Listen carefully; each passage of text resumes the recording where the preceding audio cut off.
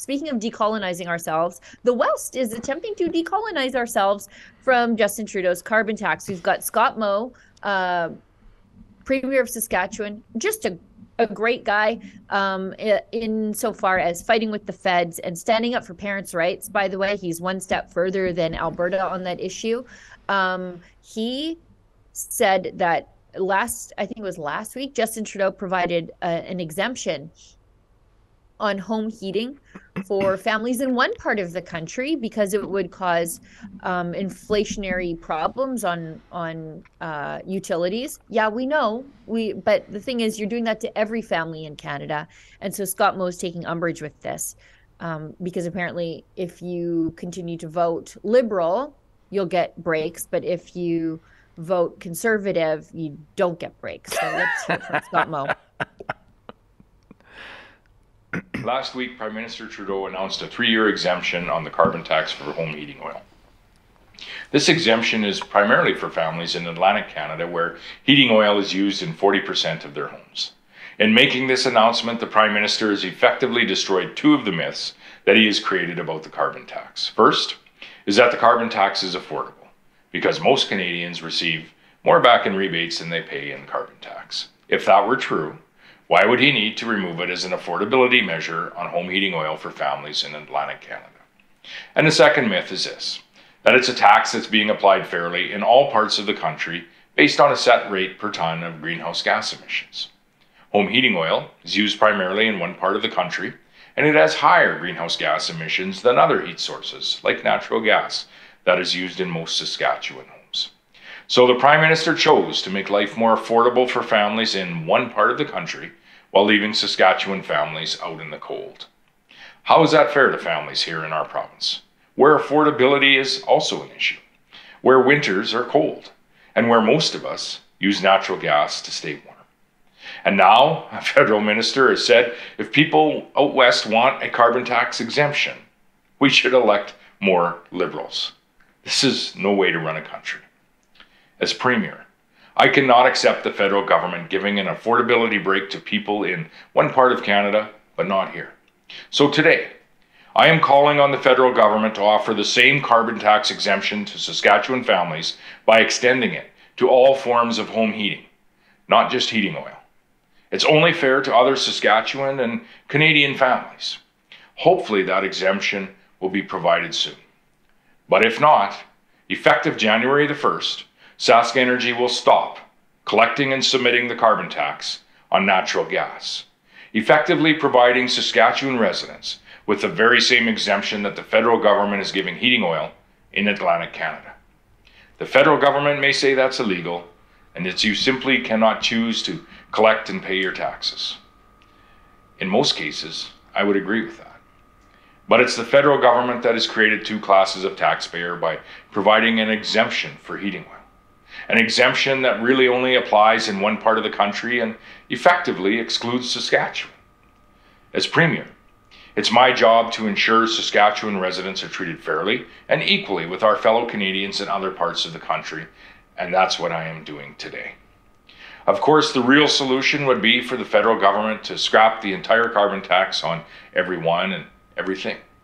But until that happens, it needs to at least be applied fairly across Canada. And that should mean no carbon tax on using natural gas to heat your home this winter in Saskatchewan. Well, Sheila, the question I offer to you is what happened to Blackface's famous statement, a Canadian is a Canadian is a Canadian, or does that just apply to those Canadians that, they kind of get caught up in messy terrorist groups and we got to bring them home and repatriate them and give them an 8-figure check for hurt feelings in certain cases? I mean, I don't understand. Well, I do understand because behind the scenes, we know this is politically driven, that in Atlantic Canada, the last poll, and this is shocking, I don't think I've seen something so dramatic in such a short period of time, Sheila.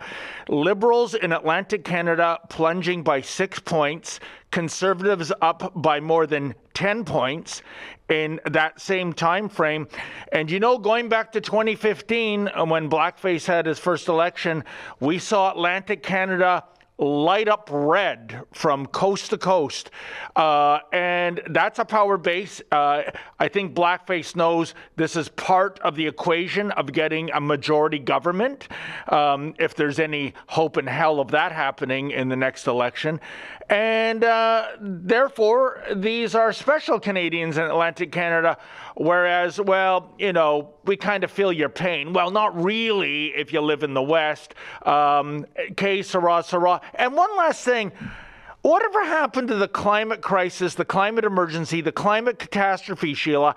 I thought that was the rationale for these carbon taxes. There was a bigger thing at play here in terms of affordability issues for Canadians, or even the blackface Liberals getting reelected. It was namely saving the planet. Somewhere Greta Thunberg weeps. Very dramatic, David. Thank you.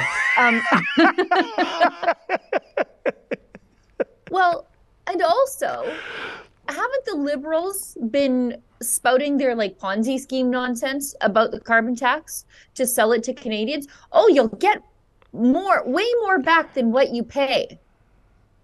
Huh. That sounds like a Ponzi scheme, don't you think? Like you'll get way more back than what you pitch in. And then,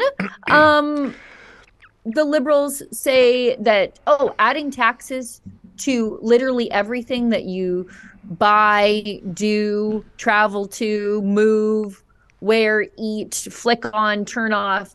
If you add a cost to all of those things, that you won't feel it.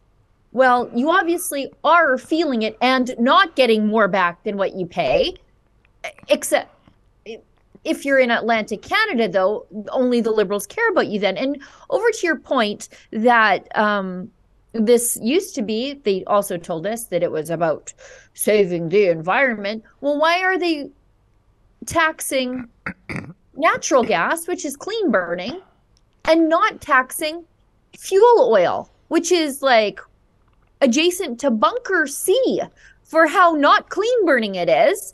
That's getting a tax cut, but clean burning natural gas is still getting hammered. It's obviously not about the environment, and you obviously are not getting more back in return than what you were paying. So what is this about except a tax grab? Again, it is politics, Sheila. It is the blackface Liberals trying to shore up their popularity in Atlantic Canada. But I think it's going to backfire because all the other Canadians, coast to coast to coast, are saying, where is our quid pro quo here? And, you know, also, in fairness, we have to point out that this is a politically astute move by Scott Moe, especially given there are many analysts saying what he's doing is illegal. He cannot refuse to remit these taxes to Ottawa. Right. But who cares? He is positioning himself as a champion for his people.